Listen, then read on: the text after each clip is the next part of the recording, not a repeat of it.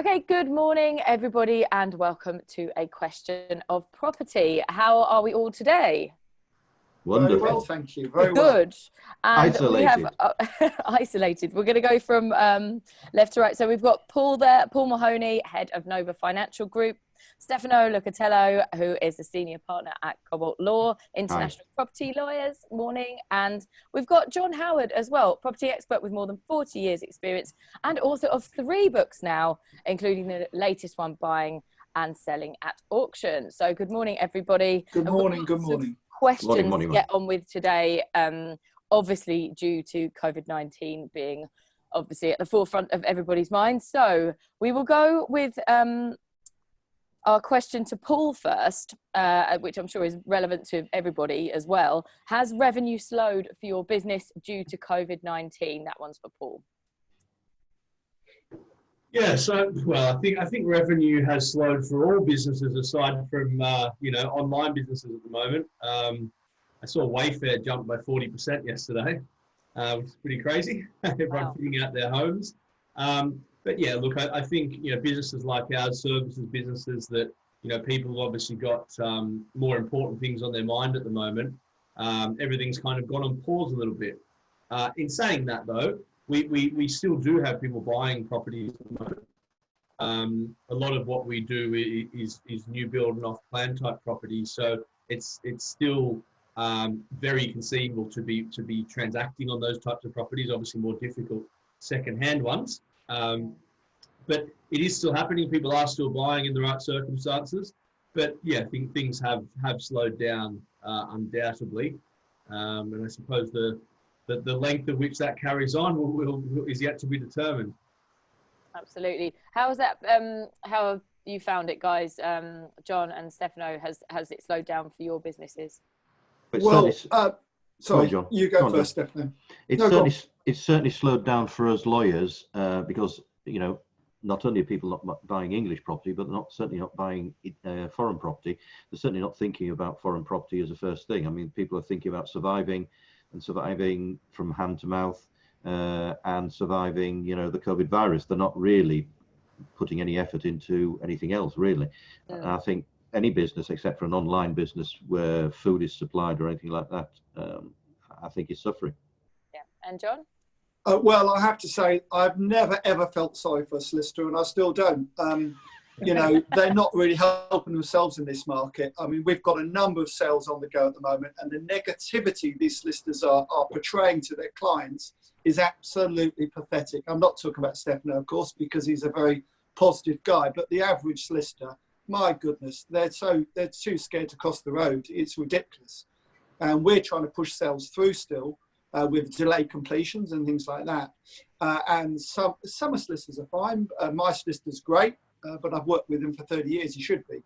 But the majority we're dealing with on the other side of transactions are very weak and worried about their own shadow. And what is the government saying in terms of what can be done at the moment? Because well, that's a good point. That's a very good point, Lucia. The government is saying that if the property is vacant, there's no reason why people can't exchange contracts and move in. And these solicitors are advising their clients not to do so. However, we did have 3 completions last Friday on a project of ours, and they all exchanged and completed on the same day, which was great.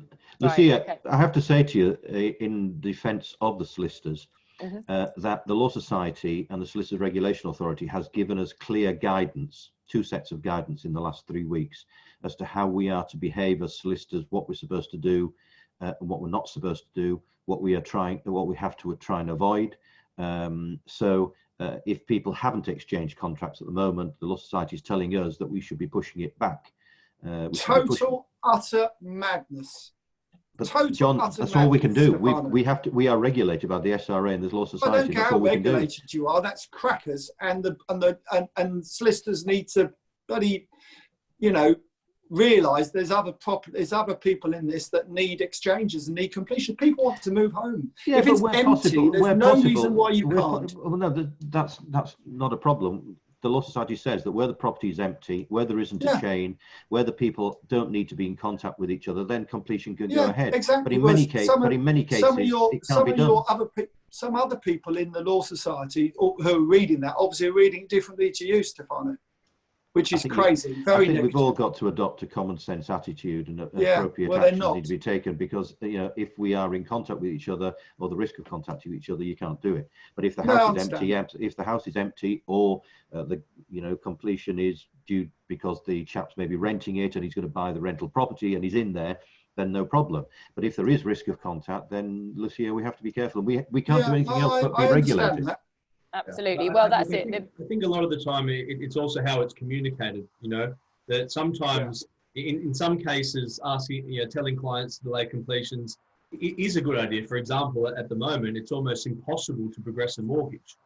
So we're having to get approval through a lot of developers and agent solicitors to give us more time. Because we've pretty much come to a halt.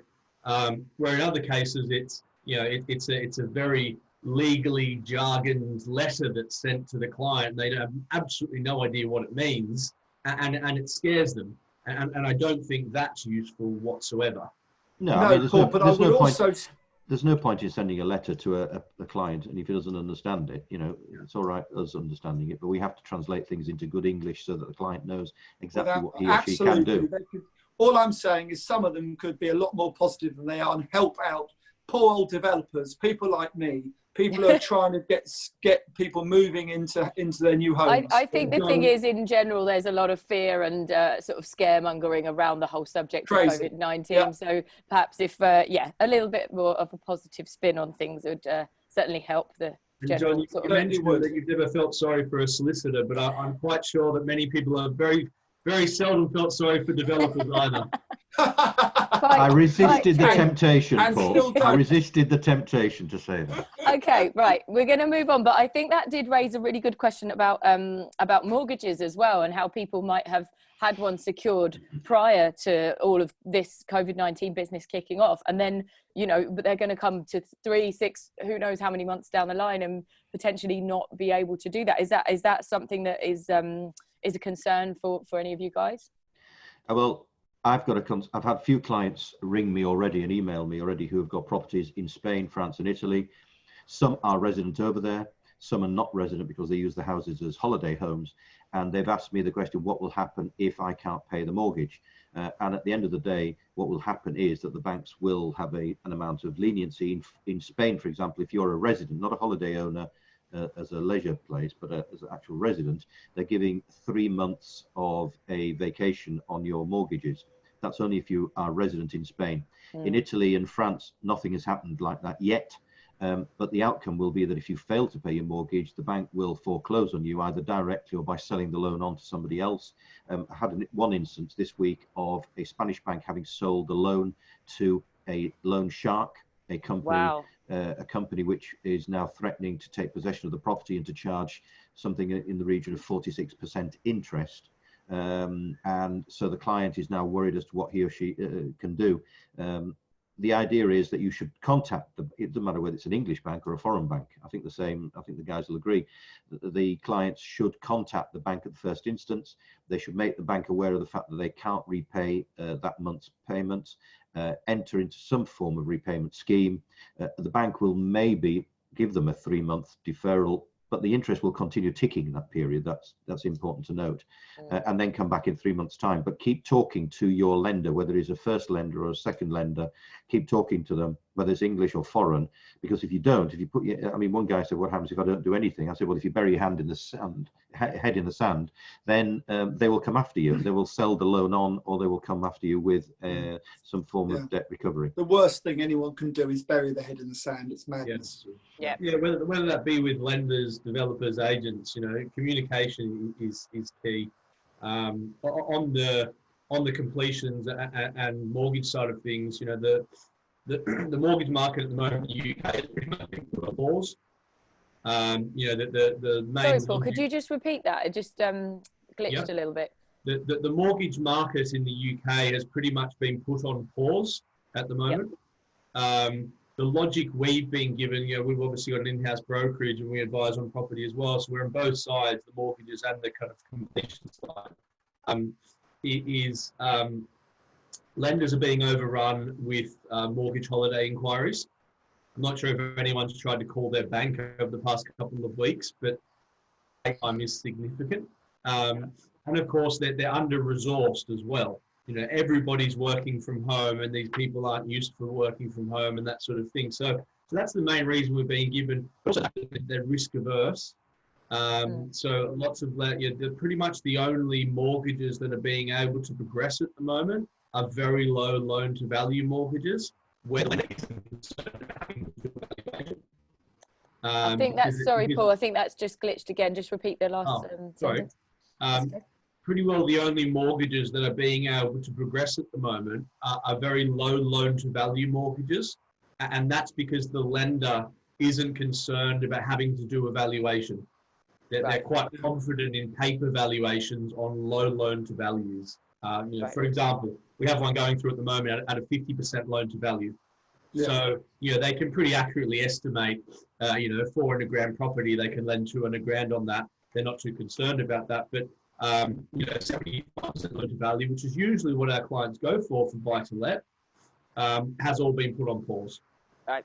Okay. Yeah. Thanks very much. I don't think that's necessarily something to worry about because it just is the current scenario. And there's also no one to blame for it. It just is what it is. That's debatable. That's debatable as well. I don't think you can necessarily blame lenders for taking that stance. No. I wasn't talking about them. Mr. Trump will be blaming the Chinese. Yeah, well, Mr. Trump's not always wrong, is he? Moving on, we are going to go to Stefano now. We have another question here, a little bit more based at home in Italy. So this is from one of the clients that has been in touch. I'm selling my house in Yorkshire to then invest the net sale proceeds into my purchase in Italy. And then there's a few questions after that. What will happen once I exchange contracts in the UK and then complete the transaction? How will it work with the sale proceeds being used in Italy? And do contract chains exist under Italian law? Well, the first thing to say, Lucia, is that you shouldn't be exchanging contracts if exchanging contracts is the right word, is the right definition, because it doesn't exist in Italy. We have a totally different system of law. It's a civil law system, a totally different system of law. It's not a common law system, so exchanging contracts doesn't exist. So the first thing to do is to exchange contracts in England, exchange contracts in England, and know that you're on a safe footing because you're actually going to sell. The next thing is that, as we all know, completion usually takes place within 30 days of an English completion, unless it's rushed through and there's something else to do much quicker. So you would not line up your completion in Italy before completion in England takes place. So if you have completion taking place, let's say on the 1st of April in England, you would not complete in Italy until, let's say, the 7th or the 10th, which means that if you're moving across in the meantime, traveling across, you'd have to stay in rented accommodation, or you'd travel down slowly and get there to Italy on the day for the day of completion to the notary's office. The monies will go from your lawyer in England. We do this regularly. One of us deals with the English side of things. One of us deals with the foreign side of things. So we move the money that comes in from the sale in England from one client account to the other. It goes out from me to Italy to the vendor, and the vendor's notary collects the money, and completion takes place in that manner. It's usually quite easy to stage, but there is no such thing as chains in Italy and foreign countries. It's only something that exists here. So make sure that you do your English side of things first, and then you can get on with the foreign side of things. It's usually the case that you can never hold a notary down to completion. He will tell you when he's ready to complete. So agree it 14 days after you've completed your English transaction. Okay, and I suppose, like you said, make sure you've got a secure footing in terms of actually selling the property here as well. Well, you wouldn't put a 10% deposit down on a property abroad until you had exchanged in England.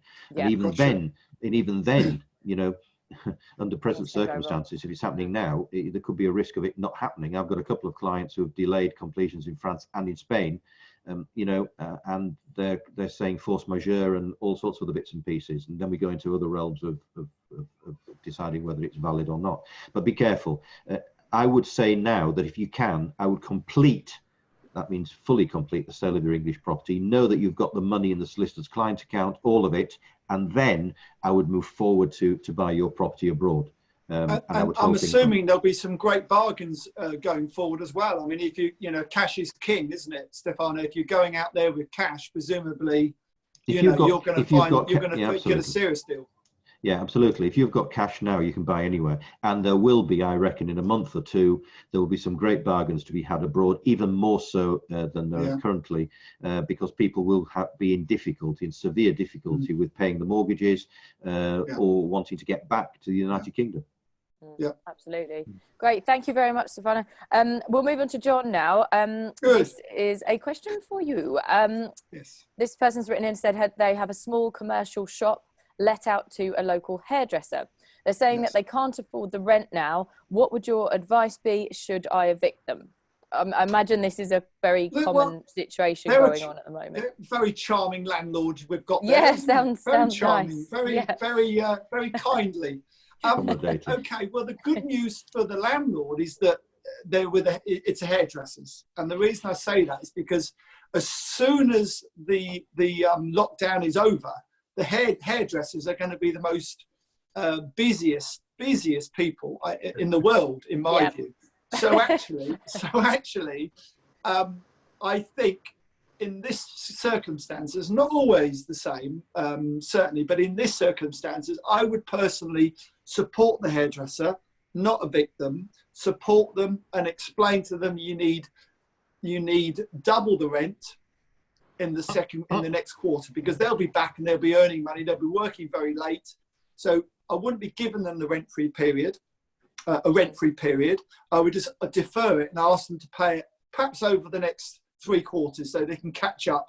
So by the end of the year, you're no worse off than you are. You've got all your rent, in other words. Now, I've got 1 or 2 larger commercial tenants at the moment, who I won't say who they are, but they're national tenants. Both of them, both of the big ones have said to me they're not paying whatsoever, which is very unhelpful considering, one, they're much bigger than me. Secondly, that they've had help by the government. They've had rates given to them and all sorts of different things, as have all the smaller ones as well, to be fair. But my view is, if I've got tenants, commercial tenants, so I've got a lot of them. If they're smaller than me, I'll help support them if I can. If they're bigger than me, they can definitely pay me. So what's been your discussion with them then when they've said not a lot? I said I'm not agreeing to a rent-free period and I want my money. Right. And they've said no. So I could go in after 21 days and take possession under the terms of most commercial leases. Whether I'm going to do that or not, they'll just have to wait and see, won't they? There's no deferral period, is there, John? There's no deferral period for a commercial lease. It's only for residential property. Yeah, only for residential, yeah. And sorry, just going back to the original question as well, John, we're sort of talking on the basis of the fact that this will continue for, 3 months, let's say. Or what if it doesn't? What if it's longer than that? It's 6 months, it's 9 months. Would you give the same Lucia, answer? You need to calm down a bit. I'm panicking, John. Help. You need to relax. We'll be out within 3 months. And the reason for that is that's a fact, ladies and gents. The government can't let it go on any longer. Businesses in the UK, they need to survive in some way. The government will relax the situation. We won't be going to pubs and restaurants. Your husband won't be taking you out to a restaurant anytime soon, but he will be able to go to work and you'll be able to move around and go to work, I think, certainly within 6 or 8 weeks, I think. Do you think, John, that we will go to a position where, as they have in Wuhan last night, where they reopened everything and they're now letting traffic through and people can walk and everything else? I don't see that coming sometime soon, especially with I don't see that coming. I don't see that coming straight away. And I think London and the West Midlands are obviously very poor, but other are very bad at the moment. But other areas, I'm in sunny Suffolk, beautiful county. And here, yes, we've got a few problems. We've got a few deaths, unfortunately, but it's very different to some other areas which are highly, densely populated. Right, but I suppose we're gonna have to wait and see on that one. We can't 100%. But don't go worrying about it, Lucia. I'm not. Well, the current furlough scheme that the government's brought into place is quite generous, in my opinion. And I would have to think, and I haven't seen the figures on this because I don't think the portal's even up yet, but I would have to think that probably half the workforce is going to be put on furlough. If not more. That's a huge cost. Yeah, they haven't helped people like me.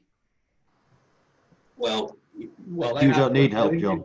John, if you've got staff, so you can put people on furlough and they're going to which I've done. I've done that with the estate agencies, yeah. So they help me in that respect, but they haven't personally helped me, have they? And it's people like you, me, Stefano, who are leading this country in terms of small entrepreneurs of what this country needs. And they need to support them better than they have so far. The banks, fortunately, I don't need to borrow any money, any loan from any bank to get me through, fortunately, God willing.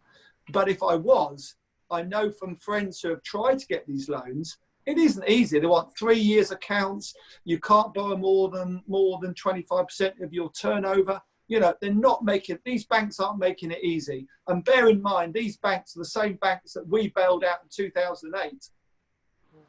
So let's just talking about borrowing as well. If I may give another question here to Paul, how do you think that the buy-to-let market is going to fare once all of this craziness is over and everybody's back out there again? No, I think that's a bit of a crystal ball question. And anybody who tries to answer, just ask John. Into reading balls. Can I just say, the one thing I would say, Paul, is that I think the buy-to-let market is actually similar to the stock market in many ways, in as much that even if it goes down a bit, because it's based on yields, rental yields and so on, it will come back, and it will come back higher and better over the next few years. So if I was in a buy-to-let situation, I wouldn't be very concerned. One, you can get three months interest holiday if you need it, and only take it if you need it. But also going forward, as I said, stocks and shares go up and down. All these panicking about the shares price down 30%, 40%, they all come back eventually. And the same with the buy-to-let market. I wouldn't be, as long as you've got a tenant who's paying, I wouldn't be terribly concerned. I wouldn't agree with you, John. I think COVID-19 has caused us to go into a marketplace that we've never been in before, and to experience matters in a way that we've never experienced before. I think the whole landscape will change, whether you're a developer, whether you're a buyer, whether you're a lawyer, whatever. I think the whole landscape will change in the next 3 to 6 months for all of us, and all of us will have to change the way in which we work, in which we deal with business, and we deal with other countries. Because remember that we may come out of COVID-19 in 3 or 4 weeks' time, whatever you think it may be. I doubt it very much. But remember, other countries may not. So we may still be landlocked, if not, city locked, and we will have to deal with things in a different way. But I understand that, and my caveat would be, as long as people haven't lost their jobs. But don't forget, if you've lost your job in the UK and you'll get support from the government, you can still pay your rent. Well, I mean, what about all the people who've lost their jobs at Debenhams? They've gone into administration. Don't get me wrong, there will be lots of casualties. But what I'm saying, if you've got a buy-to-let and you've got a tenant who is working, you haven't got too much to worry about. If you've got a development half finished, that's a totally different kettle of fish. Well, if we could just head back to Paul there as well. My question. Paul. That'd be great, thanks. So I started off by saying it's a bit of a crystal ball question, and I think it is, because anybody who tells you they know the direction the market's going is being disingenuous. No one knows. That's the true answer. And the reality is, if you look at history, the media and the masses are almost definitely wrong. For example, if we look back at the last financial crisis, 2007, just before the last financial crisis, and if you ask, the bricklayer around the corner or anyone, if property is a good investment, they would have said yes. You're mad not to invest in it. It's taking off. It's never going to stop. And of course, that was the worst time to buy because it was just before the crash. But even still, if you'd have bought then, you still would have done quite well by now. If you then go a few years on, depending on the location, but let's say 2009, 2010, everybody was depressed. It was the worst time to buy. Anyone, buy property, you can't make any money. Actually, Sorry, it was the Paul, best time to just buy. repeat that once more because it glitched again. Sorry. That's okay. So 2009, 2010, it was the trough of the market. Everybody would have told you it was the worst time to buy because they've just experienced a downturn. But actually, it was the best time to buy. So I do somewhat agree with John in that buy-to-let is somewhat like the share market. However, it's a lot more robust than the share market. Yeah, definitely. Because people need a roof over their heads. People don't, especially in the right locations. If you're investing in desirable, centrally located properties with lots of employment facilities and amenities, those people do not disappear overnight. And for example, going back to that same example, 2008, 2009, well, 2008 alone, the FTSE All-Share Index fell by 32%, and the property market fell by 8% on average. The total downturn across the UK of the last financial crisis was 16% on average across the whole country, which, in my opinion, is relatively minimal. And that's why I agree with John in that 16% you can swallow. And unless you're selling at that point in time, you won't have even noticed. So that's why buy-to-let in the right, the right properties that are rentable, regardless of the economic cycle, because again, jobs don't disappear, people don't disappear.